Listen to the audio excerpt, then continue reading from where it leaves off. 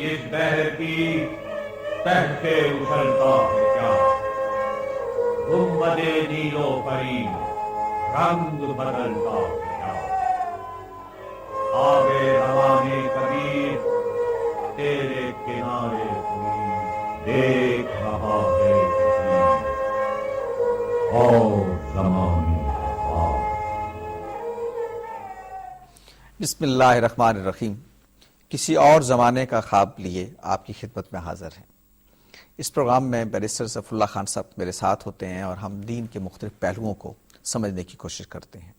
گزشتہ چند پروگراموں سے قرآن مجید کے مضامین زیر بحث ہیں اور ہم یہ سمجھنے کی کوشش کر رہے ہیں کہ قرآن مجید کن بڑے مضامین کو اپنے اوراق میں سمیٹے ہوئے ہے، اور جب ہم ان پر ایمان لاتے ہیں تو اس پر انسانی زندگی اور انسانی سماج پر کیا اثرات مرتب ہوتے ہیں۔ توحید قرآن مجید کا سب سے بڑا موضوع ہے اور ہم اس پہ گفتگو کر رہے ہیں کہ مواحد جب اللہ کی ذات پر ایمان لاتا ہے تو توحید کا یہ عقیدہ اس کے رویے میں کیا تغیرات اور کیا تبدیلیاں لے کے آتا ہے۔ ایک مواحد غیر مواحد سے کیسے مختلف ہو سکتے ہیں اور کس طرح سے ایک مواحد معاشرہ ایک غیر مواحد معاشرے سے مختلف ہو سکتا ہے۔ اس کے مختلف پہلوؤں پر ہم غور کر رہے ہیں۔ گزشتہ پروگرام میں ہم نے یہ سمجھنے کی کوشش کی کہ ایک آدمی جب خدا کو اپنا رب مانتا ہے تو رب ماننے کے بعد اس کے اندر کس طرح کے اوصاف ہیں جو پیدا ہونے چاہیے، کس طرح کے معاشی رویے ہیں جس کو آگے بڑھنا چاہیے، اس کو ہم نے سمجھنے کی، اس کو ایلوبوریٹ کرنے کی، اس کو کھولنے کی کوشش کی، اور ہم یہ چاہیں گے کہ اس سلسلہ گفتگو کو بیرسٹر ظفر اللہ خان صاحب کی مدد سے آج مزید آگے بڑھائیں۔ شان ربوبیت ظاہر ہے ایک بڑا ایسی اس کے اندر وسعت ہے کہ ہم نے اس کے بہت سارے پہلوؤں کو پچھلے پروگرام میں بھی نمایاں کرنے کی کوشش کی اور سمجھنے کی کوشش کی کہ کچھ معاشی رویے ہیں جو ظاہر انسان میں ایک معاشی اس کے کچھ مسائل ہوتے ہیں، ضروریات ہوتے ہیں، وہ معیشت سے وابستہ ہوتا ہے، ایک مواحد بھی اور ایک غیر مواحد بھی، اللہ پر ایمان رکھنے والا بھی اور وہ بھی جو ایمان نہیں رکھتا، کچھ معاشی رویے اس کے ڈیولپ ہوتے ہیں۔ ہم یہ سمجھنے کی کوشش کر رہے ہیں کہ عقیدہ توحید کیسے اثر انداز ہوتا ہے۔ ہم نے یہ جانا کہ توکل کیا ہوتی ہے اور اس کے ساتھ انسان کے رویوں پر جب توکل کا وہ اختیار کرتا ہے تو وہ کس طرح کا انسان وجود میں آتا ہے۔ آپ نے توجہ دلائی کہ محنت کیا چیز ہے اور اللہ کی ذات پر توکل کیا ہے۔ میں یہ چاہتا ہوں کہ اس بات کو مزید تھوڑا سا آگے بڑھائیں اپنے پچھلے پروگرام کی کانٹیکسٹ میں۔ دیکھیے، توکل عام طور پر جو ہم یہ سمجھتے ہیں کہ دنیا میں انسان کہ ہاں ایک بہتری کے آثار ہے، خدا کے قریب ہوتا چلا جاتا ہے انسان، اور ایک موقع وہ آتا ہے جب وہ کہا جاتا ہے کہ وہ ہر چیز سے بے نیاز ہو جاتا ہے، حتیٰ کہ جدوجہد زندگی سے بھی بے نیاز ہو جاتا ہے۔ یہ جو رویہ ہے قرب الہ کا، کہ الہ کے ساتھ قرب کا تعلق یا اس کے ساتھ قریب ہونے کا مطلب یہ ہے کہ آپ دنیا کی جدوجہد سے بے نیاز ہو جاتے ہیں۔ بعض لوگ تو خیر عبادت سے بھی انسان کو بے نیاز قرار دے دیتے ہیں، لیکن یہ جو رویہ ہے بنیادی طور پر کہ میں اپنی جدوجہد سے بے نیاز ہو جاؤں، کیا اس کا کوئی شان ربوبیت یا عقیدہ توحید یا خدا کو رب ماننے سے کوئی تعلق ہے؟ میں دنیا کی جدوجہد سے الگ ہو جاؤں، اللہ ہی کا ہو کے رہ جاؤں، میری رائے میں یہ اللہ کی ذات کے تصور کو نہ سمجھنے کا منطقی نتیجہ ہے۔ اللہ نے جو سا انسان چاہا ہے اس کے یہ خلاف ہے۔ اللہ پاک نے انسان کا جو سماجی رول چاہا ہے اس کے خلاف ہے۔ اس کائنات میں جو انسان کا رول چاہا ہے وہ اس کے خلاف ہے۔ اور یہ کہنا کہ میں ساری چیزیں کر کے اللہ کے قریب پہنچاؤں گا، میرا خیال میں یہ اللہ سے دور جائے گا، اس لیے کہ اللہ کے احکامات کی وہ خلاف ورزی کر رہا ہے۔ جب کوئی ملازم، کوئی اہلکار وزیر اعظم پاکستان کی اپنے ڈپٹی کمشنر کی خلاف ورزی کرے گا حکم کی، اس کے قریب کیسے ہو سکتا ہے؟ یہ اس کا وہمہ ہو سکتا ہے، یہ اس کی نفسی بیماری ہو سکتی ہے، غلط فہمی ہو سکتی ہے، غلط فہمی ہو سکتی ہے، کج فہمی ہو سکتی ہے، کاج فہمی، سستی، اس کی جو نااہلی ہے وہ ایک اس کو سوانح خواب دکھا سکتی ہے۔ فرائیڈین سائیکو انالیسس کی ٹرم میں سبلیمیشن ہو سکتا ہے اس کا، وہ اللہ کی ذات کے قریب نہیں ہو سکتا، یہ ممکن نہیں ہے۔ اس کی وجہ ہے، پہلی بات تو یہ کہ اللہ کی ذات خود ساکن نہیں ہے۔ اللہ کی ذات ہر لمحے تخلیقی عمل میں لگی ہوئی ہے۔ قرآن میں غالباً سورہ رحمان میں یہ آیت ہے نا کہ کل یوم ہوا فی شان، ہر لمحے اللہ کی ذات جو ہے وہ نئی تخلیق کر رہی ہے۔ میں اگر اللہ کی ذات کی صفات اپنے اندر سماؤں گا تو میرا یہ لازمی نتیجہ ہوگا کہ میں ہر لمحے اس کائنات میں تخلیقی عمل کروں گا، میں الگ نہیں بیٹھ سکتا ہرمٹ بن کے۔ صحیح۔ اللہ میاں نے مجھے حکم یہ دیا ہے کہ آپ نے انسانیت کو میرے دیے ہوئے رزق میں سے رزق دینا ہے۔ اگر میں زندگی کی جدوجہد میں نہیں ہوں اور اللہ کے دیے ہوئے رزق میں سے میں رزق نہیں دے پا رہا تو میں اللہ کے اس حکم کی خلاف ورزی کر رہا ہوں۔ جب میں اللہ کی مخلوق کا حق ادا نہیں کر رہا، اللہ کا حکم نہیں مان رہا، اللہ کے قریب میں کیسے ہو گیا؟ آگے چلے۔ دین میں زکوٰۃ ایک فرض ہے۔ ٹھیک ہے کہ پیسہ نہیں ہے نہیں دیں گے، لیکن ہوگا جو دیں گے نا، یہ بہتر ہے کہ پیسہ ہو اور زکوٰۃ دے اس سے کہ پیسہ نہ ہو زکوٰۃ نہ دیں۔ کیوں؟ اس میں تو آپ جان چھوٹ گئی آپ کی، جہاں آپ انسان کی خدمت کر رہے ہیں، یتیم کی، مسکین کی، ابن سبیل کی، طالب علم کی، مسافر کی، جو بھی آپ کر رہے ہیں، تو یہ بہتر ہے یا فارغ بیٹھا رہنا بہتر ہے؟ آگے چلیں۔ اللہ کی شان ربوبیت کا یہ تقاضا ہے کہ اللہ نے جو نظام بنایا ہے اس کو مسخر کیا جائے، اور میں مسخر تو کرتا نہیں ہوں، اس دنیا میں کام کرنے کی میرے اندر ہمت نہیں ہے، اور مسجد کے کونے میں چھپ کے ایک ٹانگ پہ میں کھڑا ہوا ہوں، اللہ کر رہا ہوں، تو یہ تو اللہ کا مقصود نہیں ہے۔ آگے چلیں، انبیاء کو دیکھیں، سب سے بڑا نمونہ کون ہے؟ سب سے بڑا ولی کون ہے؟ سب سے بڑا صدیق کون ہے؟ سب سے بڑا غوث، قطب، ابدال، جو بھی آپ نے لفظ بنانے ہیں بنا لیں، وہ کون ہے؟ اللہ کا نبی۔ ان سے بھی آگے ہے نا، اللہ کے نبی تو ان تمام صفات سے بھی آگے ہے۔ اسی سے پھوٹتی ہیں ساری چیزیں۔ یہ سارے صوفی، غوث، قطب، ابدال، ولی، کلندر، مسکین، فقیر، صدیق، یہی ہے نا ہمارے ہاں اصطلاحات۔ کلندر یہ کہتے ہیں نا، وہ کہاں سے آئے ہیں؟ وہ نذور پاک کے غلاموں کی جوتوں کے خاک سے اٹھے ہیں نا۔ ہم کہاں سے سلسلے لیتے ہیں؟ علی سے لیتے ہیں نا۔ ہم کہاں سے سلسلے لیتے ہیں؟ وہ صدیق سے لیتے ہیں نا، سلمان فارسی سے لیتے ہیں نا، سارے صوفی، اور تو کہیں نہیں جاتے ہیں۔ اور وہ کہاں سے لیتے ہیں؟ وہ کہاں سے لیتے ہیں؟ اللہ کی ذات کی نبی سے۔ اللہ کے ذات کے نبی کا یہ عمل نہیں تھا۔ اللہ کے ذات کے نبی نبوت سے پہلے کاروبار فرماتے تھے۔ تاریخ میں لکھا ہے کہ آپ شام جاتے تھے، لکھا ہے نا۔ حضور کا عمل جی ہاں ہے کہ نہیں ہے؟ حضور تو پیدائشی ولی تھے، ہم تو یہی مانتے ہیں نا، وہ تو پہلے دن سے اللہ کے تھے۔ اثار میں تھے اس کی۔ جب نبوت آئی ہے آپ کام نہیں کرتے تھے۔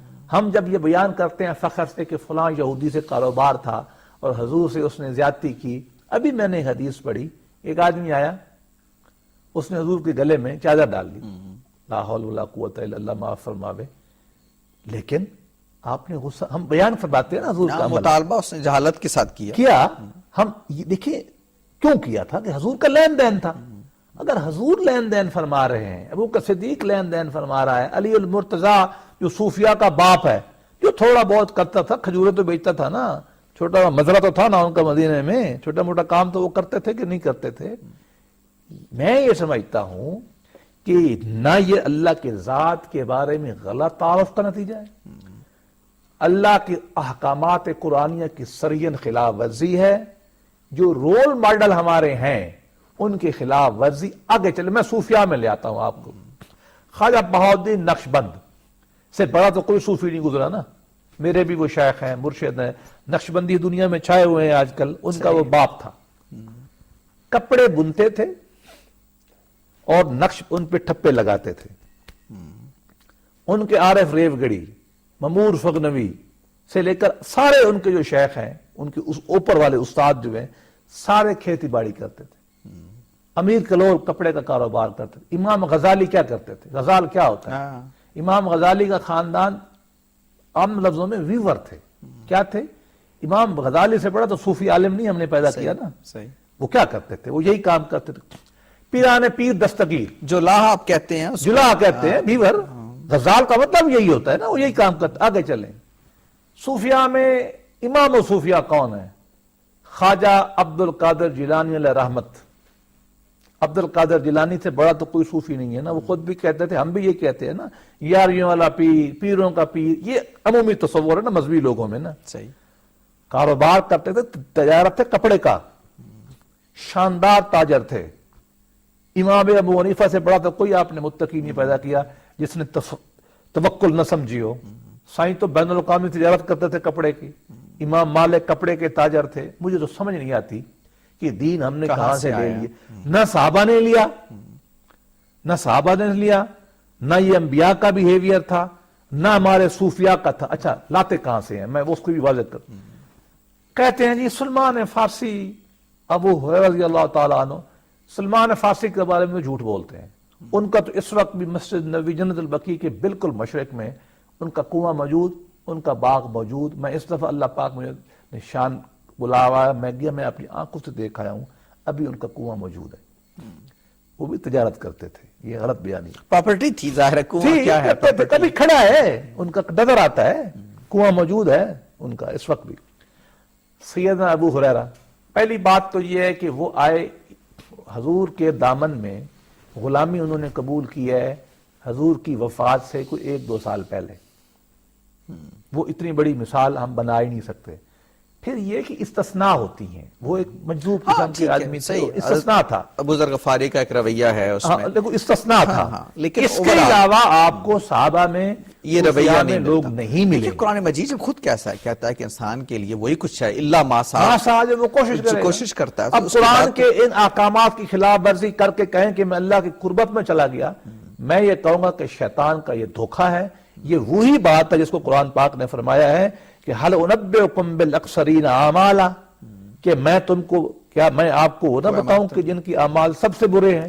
اکثر الف جب لگتا ہے عربی زبان میں، اکبر، افضل، اصدق، تو یہ سپرلیٹو ڈگری بن جاتا ہے. تفصیل کا صیغہ ہے کہ سب سے برباد ان کے اعمال ہوئے کہ کرتے تو وہ غلط کام ہے، وہ کہتے ہیں کہ ہم ٹھیک ہیں. تو میں عرض یہ کرنا چاہتا ہوں، توکل کے نام پہ دنیا کی جدوجہد سے نکلنا یہ بزدلی ہے. اللہ کے ذات کو نہ پہچاننا، اللہ کے احکامات کو نہ پہچاننا، صحابہ حضور پاک کے عمل پہ نہ چلنا ہے. اس کو آپ مسیحیت دینی رویہ نہیں کہہ سکتے ہیں، اس کو آپ رہبانیت کہہ لیں، کچھ کہہ لیں. دین بالکل نہیں ہے، اس کو انڈورس نہیں کرتا، بالکل اس کو قبول نہیں کرتا. اچھا لیکن ایک اور پہلو کی طرف آئیے. دیکھیے ایک یہ ہو گیا کہ ہم بعض اوقات خدا کی ذات پر توکل میں اس سطح پہ چلے جاتے ہیں یا اس کو توکل سمجھ لیتے ہیں، بے عملی کو توکل کہہ دیتے ہیں. ایک اور دوسرا رویہ ہمارے ہاں ایک تعبیر اسی شان ربوبیت کی جس کو آپ نظام ربوبیت کہتے ہیں. ٹھیک ہے، ہمارے ہاں بعض صاحبان علم نے یہ اصطلاح استعمال کی اور انہوں نے اس تصور کی ایک اور شکل اس کو دی جس کو آپ نظام ربوبیت کہتے ہیں. ایک تو توحید ظاہر فرد سے متعلق ہوتی ہے، اس کے ایمان، اس کے عقیدے پر اثر ڈالتی ہے، اور ہم یہی سمجھنے کی کوشش کر رہے ہیں کہ ایک موحد کی شخصیت کیسی ہوتی ہے، توحید کیسے اس پہ اثرات ڈالتا ہے. یہ جو نظام کی شکل میں ہم اس کو بیان کرتے ہیں کہ ربوبیت کا نظام ہے، میں چاہتا ہوں کہ اس پہ بھی آپ ذرا کمنٹ کیجیے. دیکھیے جن اہل علم کی طرف آپ نے اشارہ کیا ہے نا، ان کا مفہوم یہ ہے کہ ربوبیت کا سماجی اظہار ہو، شان ربوبیت کا معاشی اظہار ہو. مراد کیا ہے اس کی؟ مراد یہ ہے کہ ربوبیت کے نظام کے اوپر ایک سماجی اور معاشی نظام قائم ہو. میں ان کی تمام ان خامیوں کے باوجود یقیناً جس پہ ہم بحث کر سکتے ہیں، میں اصولاً اس بات کا حامی ہوں. اس کی وجہ یہ ہے کہ اللہ کی ذات عالی نے اس کائنات کے اندر ہمیں اس لیے رکھا ہے، بھیجا ہے، جو بھی ہمارا امتحان ہے کہ ہم ایک خوبصورت سماج بنائیں. اس سماج کی سب سے بڑی صفت جو ہے وہ عدل ہے. صحیح. سورہ حدید میں اللہ پاک نے غالباً آیت نمبر 25 میں یہ ارشاد فرمایا کہ تمام انبیاء اور تمام کتابیں ہم نے اس لیے بھیجی کہ دنیا میں عدل قائم و بالقسط، لیقوم الناس بالقسط، کے لوگوں کو انصاف کے اوپر کھڑا کر دیا جائے. اب آپ دیکھیے سیدنا آدم علیہ السلام سے لے کر نبی پاک صلی اللہ علیہ وسلم تک، صحف ابراہیم یا صحف آدم سے لے کر قرآن پاک تک، یہ قرآن پاک فرما رہا ہے کہ ہم نے اس لیے نہیں بھیجے کہ لوگ نماز پڑھیں، اس لیے نہیں بھیجے کہ لوگ جو ہے جنگل میں ایک ٹانگ پہ کھڑے ہو جائیں. ہم نے کس لیے بھیجی ہیں کہ لوگوں کو انصاف کے اوپر کھڑا کیا جائے. انصاف میں سب سے بڑا انصاف معاشی انصاف ہوتا ہے. اس کی طرف آپ آ کر رہے. تو شان ربوبیت کا تقاضا ہے کہ معاشی نظام آپ کا نظام ربوبیت پہ کھڑا، وہ کیا ہوگا؟ وہ اس کی اگر مجھ سے پوچھیں اس کے کریکٹرسٹکس کیا ہوں گی؟ ایک کریکٹرسٹکس ہوگی کہ ہر ایک کو رزق ملے گا. چونکہ اللہ ہر ایک کو دیتا ہے، بلا تقسیم دیتا ہے. کسی نسل کی، عقیدے کی، کسی مذہب کی نہیں ہوگی. ابوالحسن نطلی خرقانی نقشبندی شیخ کے خانقاہ پہ لکھا ہوا تھا، ابھی بھی لکھا ہوا ہے ایران میں، کہ جو میری خانقاہ پہ آئے یہ نہیں پوچھنا کہ مسلمان ہو کہ ہندو ہو، یہ نہیں پوچھنا امیر ہو کہ غریب ہو، پہلے اس کو کھانا کھلانا ہے. یہ شان ربوبیت کا اظہار ہے کہ آپ نے اپنے سماج میں ہر ایک کی معاشی ذمہ واری لینی ہے. دوسرا کیا کارڈنل پرنسپل ہوگا؟ وہ یہ ہوگا کہ یہ معاشی ذمہ واری بلا تفریق ہوگی. ایلیٹ نہیں پیدا کریں گے آپ، شان ربوبیت کا حصہ ہے کہ آپ ان سے لے کے ان کو دیں گے. یا ہمیں ڈرایا گیا کہ تمہیں ہم کنز، ہمیں جو تمہارا مال ہے ان کو داغ کے تمہارے اوپر لگائیں گے. جو اللہ کو رب مانتا ہے، اللہ کو اس مانتا کو ہے، سینس کے رکھتا ہے. وہ سائز نہیں رکھ سکتا. وہ کیا کرے گا؟ وہ کل العف کی عمر پہ آئے گا کہ آپ سے پوچھتے ہیں یسلون قل الانفال، اے نبی آپ سے پوچھتے ہیں کہ مال کیا خرچ کریں، کل العف، جو آپ کی ضرورت سے زیادہ ہے آپ خرچ کر دیں. تو تیسری خوبی کیا پیدا ہوگی؟ سیونگ کم ہوگی، انفاق مقام ربوبیت کا جو نظام سرکولیشن میں رہے گا، سرکولیشن میں آگے کیا چلے گا. ایک آپ کے اندر ایک درد کی معاشی کیفیت ہوگی کہ غریب، مسکین، ولنریبل، بیوائیں، یتیم تو کہیں نہیں ہے. یہ قرآن کا حکم ہے نا، صحابہ کا عمل ہے، نبی کا عمل ہے. آپ ایک ایکوٹیبل سماج میں جائیں گے. پہلے تو انصاف کر لیا نا، میں آگے جا رہا ہوں. آپ احسان کی کیفیت میں جائیں گے، آپ ایکوٹی کو آپ اٹھ کے ڈھونڈیں گے. ضرورت مندوں کو، ضرورت مند کون ہے ان کو جا کے دیں گے. اور پھر اگلا کیا ہوگا؟ تکبر بھی نہیں کریں گے، من اور ازار بھی نہیں کریں گے، ضائع نہیں کریں گے اپنے اعمال، چھپ کے دیں گے، دائیں ہاتھ سے دیں گے، بھائی کو آپ کو پتہ نہیں ہوگا. آپ ایک معاشی طور پر رسپانسیبل ایجنٹ بنیں گے جو خدا کی ربوبیت کا نظام دنیا پہ قائم کرے گا، لوگوں کو معاشی طور پہ استحصال سے بچائے. ہاں ایک اور پہلو، استحصال نہیں کرنے دے گا.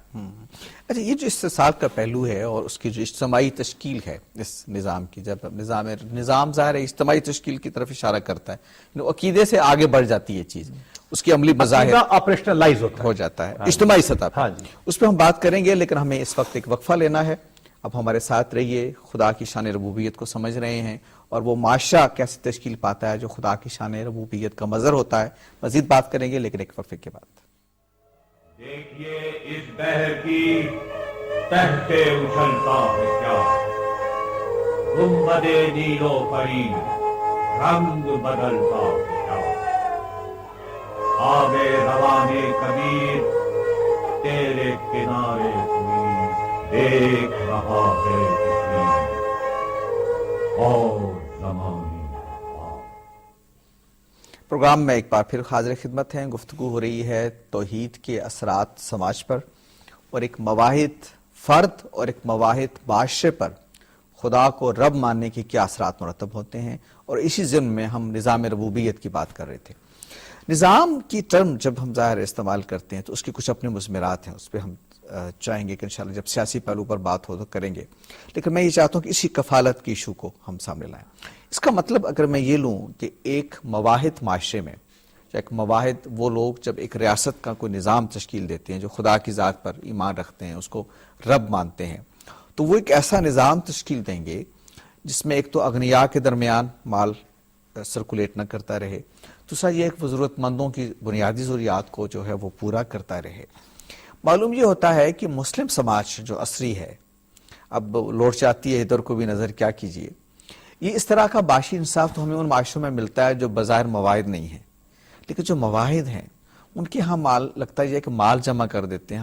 ہمیں اکثر خبریں اخباروں میں پڑھتے ہیں، ہمارے بڑے بڑے شہزادے، ہمارے بڑے بڑے لوگ جوا خانوں میں اربوں روپے ہار جاتے ہیں. یہ جو رویہ مواحد معاشرے کی اجتماعی تشکیل میں ربوبیت کا نہیں ہو پاتا، اسباب کیا ہے بنیادی طور پر؟ ہمارا معاشرہ بنیادی طور پر غیر الہیاتی معاشرہ ہے. یہ بات سخت ہے، میں خود اس بات کو مانتا ہوں. خدا کا ذات کا عقیدہ اس کی عملی تشکیل میں بہت کم ہے. الگ سے نیچے نہیں اترا وہ دین. نہیں اترا. اور اس کا چونکہ اس فلسافیکل سے پہلے میں پچھلے سے حوالے سے ایک بات یاد آ رہی ہے، وہ اسی سے منسلک ہے. سیدنا ابو ذر غفاری کے پاس ایک بکری تھی، دودھ اس کا دیتے تھے، آدھا خود کھاتے تھے، آدھا تقسیم کرتے تھے. ان سے کسی نے پوچھا کہ آپ یہ کیوں کرتے؟ عجیب و غریب بات کہی. اوسانی خلیلی، کہ میرے دوست محمد مصطفیٰ صلی اللہ علیہ وسلم نے مجھے یہ وصیت کی تھی کہ تیرے لیے، تیرے ایمان کے لیے لازم ہے کہ آدھے بکرا کا دودھ بھی تو دے گا. یہ ایک لیول ہے. صحیح. اب اس فلسافیکل فلسفے میں اور ان مثالوں کا جب آپ دیکھتے ہیں اور مسلمان معاشرے کو دیکھتے ہیں، میں بڑے خوف سے اور بڑے ادب سے کہتا ہوں کہ یہ غیر الہی معاشرے ہیں. ہمارے اندر وہ تمام چیزیں پائی جاتی ہیں جو الہی معاشرے میں نہیں ہونی چاہیے، جن کا ہم نے ذکر کیا. مثلا پہلا پرنسپل ہم نے یہ بیان کیا کہ وہ معاشی جد و جہد میں بہت آگے بڑھے کرتے ہیں. ہم نہیں بڑھتے، ہم غریب ترین لوگوں میں شمار ہوتے ہیں. افغانستان، صومالیہ، بنگلہ دیش، پاکستان، ہماری کیا معاشی حیثیت ہے. صحیح. مطلب اور جن کی ہے وہ بھی خدا کی طرف سے دی ہوئی ہے، کوئی تیل نکل آیا، کچھ وہ بھی مفت میں ہے، ہاتھ کے کسب کا کوئی اپنا دخل نتیجہ نہیں ہے. سعودی عرب 20-30 سال پہلے تو ہمارے ہاں سے آ کے ان کے علماء اپنے وظیفے لے جاتے تھے نا. ہم تو یہ کہتے جی ہیں کوئی پرانی شرم زیادہ بات نہیں ہے، ہماری یادوں کی بات ہے، جب تک تیل دریافت نہیں ہوا تھا. دوسرا ہمارے یہاں جو سب سے بڑا احتکار کا بہت بڑا پرابلم ہے. ہم چیزوں کو چھپا کے رکھتے ہیں اور ذخیرہ اندوزی کرتے ہیں. اللہ رحم فرماوے، رمضان شریف آتا ہے تو مارکیٹ سے ہم چیزیں گم کر دیتے ہیں. ہمیں شرم ہی نہیں آتی کہ جب کرسمس آتی ہے چیزیں وہاں سے سیل لگ جاتی ہے دنیا میں. ہم بھی وہاں جاتے ہیں، چیزیں وہاں سے خریدتے ہیں آدھے پیسے پہ. وہ عیسیٰ علیہ السلام کا اتنا احترام کرتے ہیں. اور جو ہی ہمارا رمضان پاک آتا ہے، رمضان چاہتا کیا ہے؟ وہ بھوک رہ کے آپ کو انسان کی خیر خواہی سکھاتے سکھاتا ہے. خیر خواہی کے لیے روزے کا اور کیا مقصد ہے کہ آپ کسی کا غم، غربت، بھوک کا اور ہم مال رکھ محسوس کریں اور پھر آخری ہفتے چلے جاتے ہیں عمرہ کرنے کے لیے، وہ پیسے کما کے. اللہ قبول فرمائے. غیر ضروری مال خرچ کرنا ہمارے معاشرے کا حصہ ہے. ربیع الاول کے جلوس پہ پیسے لگاتے ہیں، مسجد کی مینار پہ لگاتے ہیں، شادی بیاہ پہ لگاتے ہیں، ہر سال ایک نیا عمرہ پہ ہم پیسہ لگاتے ہیں. اور پتہ پھر کیا کہتے ہیں؟ قرآن کی عجیب آیت ہے کہ یقول احلقت مال اللبدا، پھر فخر سے کہتا ہے دیکھ کیسا میں نے مال ضائع کیا، کیسا میں نے مال خرچ کیا، اتنا میں نے خرچ. اللہ پاک نے اس نفسی کیفیت کو کنڈیمڈ کرتے ہوئے یہ بات فرمائی ہے کہ دیکھو وہ عجیب بات کرتا ہے، کہتا ہے کہ دیکھو میں نے مال کیسا لٹا دیا. ہم ایسے مال لٹاتے ہیں. دیکھیے، اور دوسری طرف دیکھیں، ابھی آپ پیمز میں چلے جائیں، سامنے اس کے گھر ہے 30 کروڑ کا. صحیح ہے. اور وہاں آدمی نیچے پڑا ہوا ہے، اس کی جیب میں پیسے نہیں ہیں. یہ کوئی اسلامی معاشرہ نہیں ہے. یہ خالصتاً غیر اسلامی معاشرہ ہے. یہ خالصتاً غیر الوہی معاشرہ ہے. یہ خالصتاً اللہ کی شان ربوبیت کے انکار پہ مبنی ہے. ہمیں اس پہ خوف کرنا چاہیے. اب دیکھیں نزلہ ہے، لوگ برف میں پڑے ہوئے ہیں. ایسے لوگ بھی یہاں موجود ہیں، ایسے لوگ بھی موجود ہیں، کھانا کرتے ہیں، گھر پکاتے ہیں، 10,000 کھانا ضائع کر دیتے ہیں، وہاں نہیں دیں گے. بیٹے کی شادی کریں گے. میں ایسے لوگوں کو جانتا ہوں جو 5,000 آدمی جن کی شادی میں شریک ہوتا ہے. کتنا لاکھ روپے آپ کا خرچ ہو گیا. آج کل تو جو کارڈ چھپتے ہیں وہ اتنے خوبصورت ہوتے ہیں. ایک کتاب کی قیمت کا وہ ایک کارڈ ہوتا ہے. یہ اسلامی معاشرہ تو نہ ہوا نا. اسلامی معاشرہ ہوتا کہ یہ لوگ وہاں پہنچے ہوتے، حکومت کا ہاتھ بٹاتے. جائز خرچ پہ کوئی آپ اچھی نہیں گزارے، بالکل اچھی گاڑی رکھیں. ہم ان لوگوں میں نہیں ہے. اللہ کی نعمت کا حصہ ہے، جو اللہ نے دیا وہ خرچ کریں. مسئلہ تو یہ ہے کہ جو غیر فرض کیا اسراف ہے، جس کو ہم کہتے ہیں اسراف نہ کریں نا. قرآن پاک نے فرمایا ہے کہ ان المبذرین کانوا اخوان الشیاطین، کہ جو لوگ غیر ضروری خرچ کرتے ہیں، فضول خرچ شیطان کا فضول بھائی ہے. خرچ وہ شیطان کے بھائی ہیں. قرآن پاک نے یہ تو نہیں کہا کہ آپ اچھے کپڑے نہ پہنو، پہننا چاہیے. اچھا گھر بناؤ، ہم منع نہیں کرتے. گھر اچھی رکھیں، بچوں کو اچھا پڑھائیں. سب اسلام میں میں یہ نہیں کہتا جائز ہے، میں کہتا ہوں اچھی زندگی گزارنا اسلام کا تقاضا ہے، میرا تو فلسفہ یہ ہے. لیکن جو آپ کے ہاں جل رہے ہیں، جو پڑے ہوئے ہیں پیسے، ان کا استعمال بھی تو کرے نا. مقصد تو خوشی لینا ہے نا. صحیح. 1 ارب رکھ کے خوشی مل سکتی ہے اور 1 کروڑ تقسیم کر کے بھی خوشی مل سکتی ہے. میں یقین سے کہتا ہوں خرچ کرنے میں جو آپ کو خوشی ملے گی وہ بہت آگے ہو. یہ رویہ ظاہر ہے کہ چونکہ ہم ذکر کر رہے ہیں ایک نظام کی تشکیل کا، ایک تو پہلو یہ ہو گیا سماجی رویے کا، ایک پہلو حکومتی پالیسی کا بھی ہوتا ہے. ظاہر ایک مواحد ہاتھوں میں جب نظام ریاست چلا جاتا ہے تو ایک معاشی نظام تشکیل دیتے ہیں. دنیا میں بالعموم اس وقت چونکہ ایک پہلو یہ شاید اگر ہم ذکر نہیں کریں گے تو بات مکمل نہیں ہوگی، وہ استحصال کا پہلو ہے. ہم نے اشارتاً اس کا ذکر کیا، شان ربوبیت کا اظہار سماج میں ہو رہا ہے. تو اللہ تعالیٰ تو استحصال نہیں کرتا، رب تو وہ ہے جو استحصال نہیں کرتا. ہم وہ معاشرہ بنانا چاہتے ہیں جس کے اندر خدا کی شان ربوبیت کا اظہار ہو، یا ہم مواعید ہیں اس کو رب مانتے ہیں تو اس کا اظہار ہونا چاہیے. یہ جو استحصال کا پہلو معاشی نظاموں میں آ جاتا ہے، ہمارے ہم بھی آ جاتا ہے سیاسی طور پہ. جب ہم ایک ریاست کا نظام تشکیل دیتے ہیں، کچھ اس کے بین الاقوامی کانسٹینٹس ہیں وغیرہ وغیرہ، وہ اپنی جگہ پہ ہیں، لیکن یہ جو استحصال کا پہلو ہے اس کو بھی ذرا، کیا یہ اس الوہی اور وہ شان ربوبیت کا دعویٰ رکھنے والے معاشرے کے لیے قابل قبول ہو سکتا ہے؟ دیکھیے، الوہی معاشرے کا تقاضا یہ ہے کہ مجھ سے آپ بہتر ہیں، آپ میری رسپانسبلٹی ہیں. میں نے اپنے آپ کو یؤثرون علی انفسہم ہے نا، کہ میں نے اپنے آپ سے آپ کو پریفر کرنا، یہ الوہی معاشرہ ہے. صحیح. یہ اس سے بالکل الٹ ہے جو ایک گریڈ کا، لالچ کا معاشرہ ہوتا ہے. یہ اس کے بالکل ہے کہ میں نے اپنے خود غرض معاشرہ، میں نے اپنے آپ کو ترجیح دینا ہے، میں نے خود غرض جو ہے بننا ہے. لالچ کہہ سکتے ہیں. موجودہ عالمی معاشی نظام لے لیں یا شخصی نظام لے لیں، وہ لالچ کی بنیاد پہ کھڑا ہے. میرے پاس دوسری گاڑی، چوتھی پانچویں، چوتھا پانچواں 10واں گھر، ایک فیکٹری، دوسری 10ویں چوتھی گھر، یہ ایک فیکٹر ہے. اسی کی ایک ماڈرن شکل کیپٹلزم ہے. اسی کی ماڈرن شکل جو ہے وہ ایک کیپٹلزم ہے. بدقسمتی سے یہ معاشرے شیطانی صفات کی بنیاد پر ہے، یہ الوہی بنیاد کے اوپر نہیں. اگر الوہی بنیاد کے اوپر ہوتا تو جس آدمی کے پاس غیر ضروری پیسہ ہے وہ ان لوگوں پہ خرچ کرتا جن کے پاس بالکل نہیں ہے. وہ جو اغنیاء میں اس کا سمٹ جانا ہے سرمایہ، جو سرکولیشن ہو رہی ہے، وہ مثال کے طور پر یہاں ایک بستی ہے، ہم وہاں جاتے رہے، وہاں مزدوروں کے بچے کام کرتے ہیں. مزدوروں کے وہ بچے جو یہاں سبزی منڈی میں کام کرتے ہیں نا، مزدور ملتان کے ہیں، بہاولپور کے ہیں، بھکر کے ہیں، اس علاقے کے لوگ ہیں، یہ ان کے بچے وہاں ہیں، یہ بھی مانگتے ہیں، یہ گھر میں بیٹھے ہوتے ہیں. ہمارا ایک دوست ہے، اس نے کہا وہاں اسکول بناتے ہیں، ہم وہاں اس کو دیکھنے کے لیے گئے.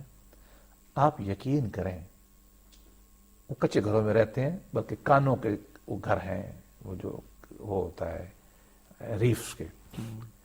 ان کے سارے جسم پہ زخم تھے بچوں کے. اسلام آباد کے اندر ہم نے ایک ڈاکٹر کو ریکویسٹ کی، اللہ اس کا بھلا کرے. وہ آتا رہا، پانی نہیں تھا ان کا نہانے کے لیے، اس لیے اس نے کہا کہ یہ ان کے جسم پہ زخم ہے. الوی صاحب مرحوم ہوتے تھے، ایک عکاس والے، اللہ ان کو کروڑوں جنت دے. ان کو ہم نے درخواست کی، ایک ٹینکر وہ پانی بھیجتے تھے، ان بچوں کو ڈاکٹر نہلاتا تھا، ان کی وہ بیماریاں اس نے ٹھیک کی. یہ وہ شہر ہے جہاں 20 کنال کے گھر ہیں، جہاں میں جانوروں کو بڑا پسند کرتا ہوں، میں برے بات نہیں ہے، یہاں کتوں کے ہسپتال ہیں، یہاں بیمار ہو جائیں کتوں کو لوگ ایئر کنڈیشن کمروں میں رکھتے ہیں، پیٹس کے پورے کلینک ہیں. میں مجھے کوئی یہ نہ سمجھے کہ میں جانوروں سے بڑی محبت ہے، اللہ کی مخلوق ہے. لیکن اصل وہی بات ہے کہ ترجیحات کا مسئلہ ہے. ترجیحات. انسان کا بچہ جس کو میں نے ان آنکھوں سے دیکھا کہ اس کے جسم کے اوپر زخم ہیں سارے، کہ اس کو پانی نہیں ملتا، مہینے میں وہ نہا نہیں سکتا، اس کو پڑھنے کی جگہ نہیں ملتی، اس کو علاج نہیں ملتا. اس ملک میں ORS نہ ملنے کی وجہ سے بچے ڈی ہائیڈریشن کا شکار مر جاتے ہیں. یہ سماج کو میں الوہی سماج نہیں کہہ سکتا، میں تو کہوں گا کہ اللہ کے غضب کا سماج ہے. اللہ کے غضب سے ہمیں ڈرنا چاہیے کہ جو میرے پاس غیر ضروری مال ہے، ضروری رکھو، اس سے منع نہیں کیا نہ رکھو، بینک بھر کے رکھو، غیر ضروری مال تو اللہ کے یہاں تقسیم کرو. اللہ کو کیا ہم جا کے جواب دیں گے کہ میرے ہوتے ہوئے اے اللہ تجھ کو مانتے ہوئے، تمہیں رب مانتے ہوئے کہ تو بلا تفریق ہندو کو، کافر کو، مسلمان کو، تو دیتا ہے، فرعون کو بھی دیتا ہے، میں تمہیں مانتا ہوں، اور میرے گھر میں رہنے والا بچہ اس کو علاج نہیں ملتا میرے نوکر کو، اور میری ساتھ والی گلی میں جو مظلوم رہ رہے ہیں ان کو نہیں ملتا، مجھے دکھ ہوتا ہے اس چیز کے، دیکھیں بچے نہیں ہیں، ماں باپ بوڑھے ہیں، کرنے والا خیال کرنے والا کوئی نہیں ہے، ہسپتالوں میں جائیں رو رہے ہیں، گلے پڑے ہوئے ہیں، ہم ان کا خیال نہیں کرتے۔ میں تو ڈر کے یہ کہوں گا کہ یہ غیر اسلامی معاشرہ ہے، اللہ مجھے معاف کرے، یہ شیطانی معاشرہ ہے، یہ شیطانی صفات ہے، اللہ کی ذات کی نہیں ہے، اللہ ان پہ ناراض ہے، اللہ کے ناراضگی کا، اس کو نہ سمجھیں کہ اللہ نے دولت دی ہے، یہ اللہ کی آزمائش ہے، صحیح، یہ اللہ نے آپ کی جمدوں فی طغیانہم، یہ اللہ آپ کا رسی ڈھیل کر رہا ہے، یہ مت سمجھو کہ اللہ نے آپ کو رزق دیا ہے، اللہ نے آپ کو دیا ہے، لیکن وہ آسمان تقسیم کرنے کے لیے دیا ہے، اللہ نے آپ کو دیا ہے اس کو پھیلانے کے لیے دیا ہے، سنبھال کے رکھو گے تو میں کہنا نہیں چاہتا، قرآن کی آیات جو ہے وہ یہی ہے کہ ہم ان کو پھر داغ کے آپ کی پشتوں پہ لگائیں گے۔ اچھا، ایک چیز جو میں یہ چاہتا ہوں کہ ساری چونکہ گفتگو ہم جتنی کر رہے ہیں ایک ریشنل آرگومنٹیشن اور ساری اپنی جگہ پہ ہے، لیکن ظاہر مذہب کے کانٹیکسٹ میں ہم اس تصور کو اٹھا رہے ہیں اور اس کو سمجھنے کی کوشش کر رہے ہیں۔ مذہب بنیادی طور پر ایک مابعد طبیعتی نقطہ نظر ہے، خدا کی ذات پر ایمان، بنیادی طور پر توحید کے عقیدے سے جنم لینے والے رویوں کا ہم ذکر کر رہے ہیں۔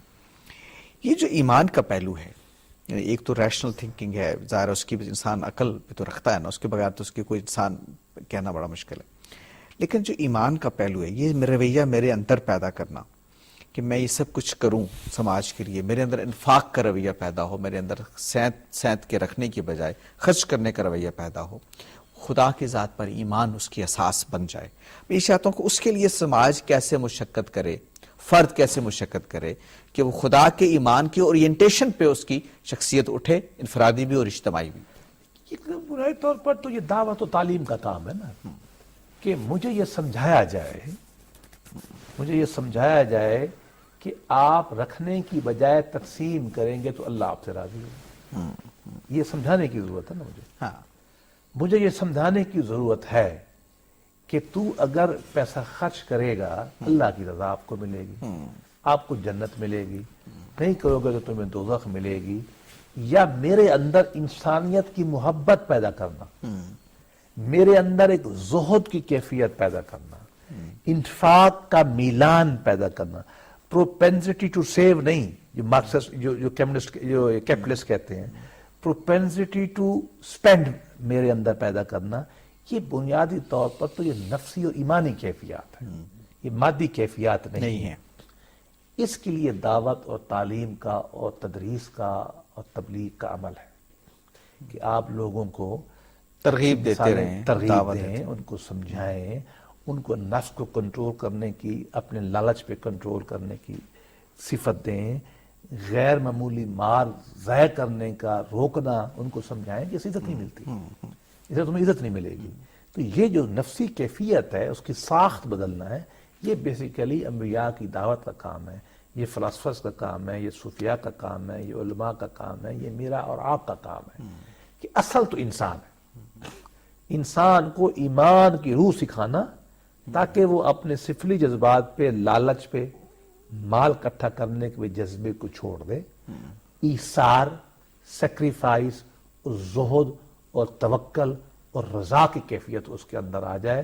جب تک انسان کی یہ نفسی ساخت نہیں تبدیل ہوگی، روحانی تربیت یہ نہیں ہوگی تو وہ کچھ بھی نہیں کرے گا۔ اس لیے یہ کام ان لوگوں کا ہے ان کی یہ ذمہ ہے کہ ایک طبقہ پیدا ہو، قرآن پاک نے فرمایا ہے وہ کام یہی کریں، انذار کریں، لوگوں کو سمجھائیں۔ اچھا، یہ پہلو تو اپنی جگہ، یعنی ایک طبقہ سماج میں ہونا چاہیے، علماء کا ہونا چاہیے، میڈیا ہے جو لوگ سارے لوگوں کی اور وہاں سے میری مراد وہ علماء نہیں ہے، ہر آدمی وہ جو لوگوں کی رائے پر اثر انداز ہو رہا ہے، ان کو مخاطب ہو رہا ہے۔ لیکن ایک ہے جو آپ کا اعیانی طبقہ، ایلیٹ کلاس ہے، آپ کے سیاستدان ہیں، آپ کا حکمران طبقہ ہے، وہ آپ کے وزیر بھی ہیں، آپ کے مشیر بھی ہیں، بڑے بڑے افسر بھی ہیں، جس کو ہم اعیانی طبقہ کہتے ہیں۔